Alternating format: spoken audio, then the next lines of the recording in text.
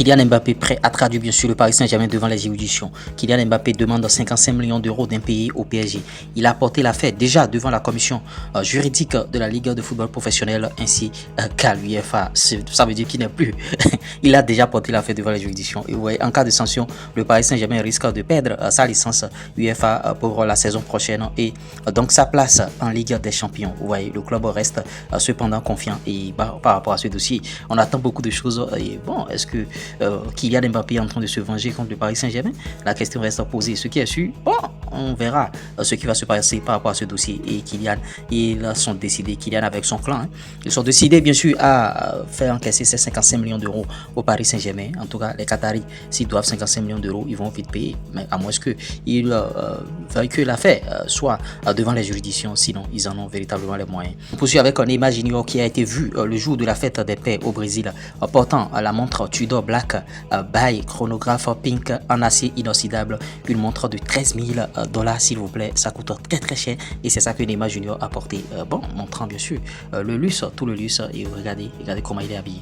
Ilkay Gundogan qui a déjà pris la décision de revenir bien sûr à Manchester City, le milieu de terrain devrait revenir une fois son contrat résilié avec le FC Barcelone, et déjà à Manchester City, bon, les gens sont en train de tendre les bras sont déjà grandement, bon, en tout cas, vous voyez par rapport à cela, Pep Guardiola a déjà dit oui au retour potentiel d'Ilkay Gundogan. À Barcelone, on veut que Gundogan parte et il est prêt à partir et Pep veut le revoir car les discussions ont maintenant lieu avec son entourage après des contacts déjà établis, et vous voyez la décision appartiendra bien sûr à Gundogan. Il est également bien sûr, bon, il a également des propositions du Qatar, d'Arabie Saoudite et d'autres clubs. Manchester City est également sur le coup.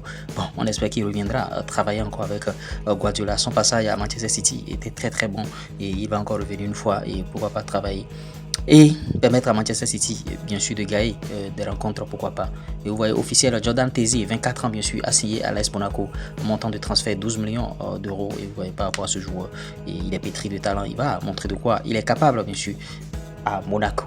Le Bayern confirme que Josic Stanisic bien sûr s'est déchiré le ligament latéral du genou droit lors de l'entraînement lundi et sera absent plusieurs semaines. Et en tout cas par rapport à ce joueur, on croise les doigts, on espère qu'il va être rétabli parce qu'ils ont besoin de lui dans leur effectif. L'OM avait fait signer Jonathan Roy et l'intérêt réciproque bien sûr. Le club a effectué une offre de prêt avec option d'achat estimée à 15 millions d'euros et les deux parties espèrent un dénouement cette semaine. On espère que ça va être fait et l'OM est en train de se renforcer partout et à tout moment, et voilà, ce club, ils sont véritablement décidés, et vous voyez, ils ont les moyens.